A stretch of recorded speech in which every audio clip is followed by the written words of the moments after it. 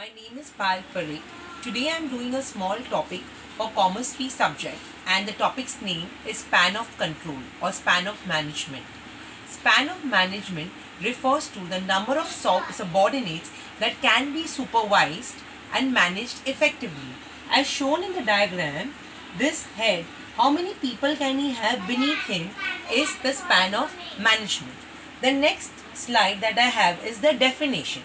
Span of management define clearly the number of subordinates that can be effectively controlled by the manager. So here we are seeing that one manager, let's take for a finance department, how many people can be under him. One more thing is the students, that the reference has been taken from Manan Prakashan. So the source that I have been referring to for easier language is from Manan Prakashan. Now, today we are doing the first question, that is factors influencing span of management. That means what factors will decide whether there will be more people or less people under you. So let's study this in detail. Following are the factors that affect the span of management.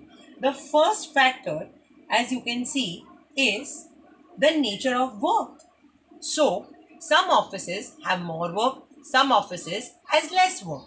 So, in nature does not require special talent to perform in terms of any kind of work. So, in case the work is of complex nature, then more people are required. That means more subordinates are required. And if the work is of less nature or less thing or a routine nature, then less subordinates are also required. That I am starting is experience and capacity of superior. More the experience of the superior, more is the span of control, because a good manager is capable and he is in a position to handle more number of subordinates. Now I will be going to my next point, that is delegation of authority. Let's understand what is delegation. Delegation is basically assigning authority and responsibility to a person. So delegation of authority deals is if a manager delegates clear and adequate authority to his subordinates, the superior is relieved from a good number of activities. This increases the span of control. The next point that I have is fixation of responsibility. What do I mean by fixation of responsibility? In fixation of responsibility, I am trying to say that if the manager is able, or he has a very good supervisor, or he has a supervisor, he can have a good responsibility of his job, then he can easily have a lot of subordinates under him. The next point that I have is trust on subordinates. Okay, if the superior has very good faith on the subordinates, then he can have more number of subordinates under him. So with this, the clarity and the clarification that he is trusting and his thing is very clear. That is why it is trust on subordinates by the superiors or the supervisors. The next point that I have is capacity of subordinates. If the subordinates have very good talent or they have very good experience, they can take more work pressure. So this will help the superior or the supervisor to have a very good team, and they both can sink in together. And the last point that I have is techniques of communication. So if face-to-face communication is there, then a span of control will be more, because every day you are meeting either in face or via telecommunication. This will help the manager to run the work on a regular basis and have more number of subordinates under him. Okay. Thank you, friends.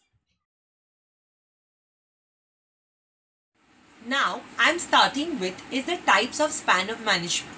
There are two types of span of management. One is wide and the other one is narrow. So now I am beginning with the wide span of management.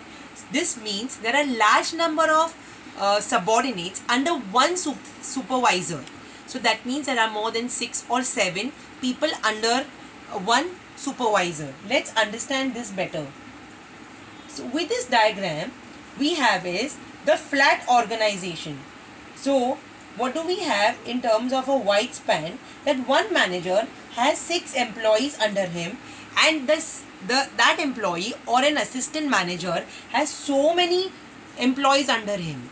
So with this, one supervisor can easily see so many people who are working under it, and it is in a sync.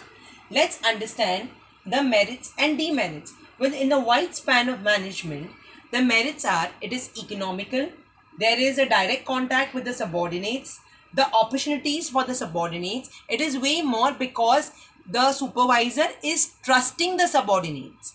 And what are the demerits? It reduces the quality of performance. It's highly, you require only highly qualified people who can take that challenge. Now, the next point that I am doing is the narrow span of management. So what do I have in a narrow span? There is one manager. This is suitable for a small firm who has 3 employees under him, and they are the classification is subtype as few employees under them. Now this is suitable for a small firm. Under this, I have as merits: it offers tight control and supervision and personal contacts between the managers.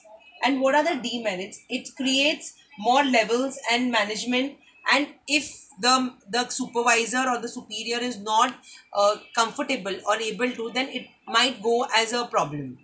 The next thing is it leads to excellence or a lot of things, is because it's a smaller group, so there are more chances of the managers excelling. So with this, thank you, I have explained in brief all the types of span of control in small brief. Thank you friends for listening.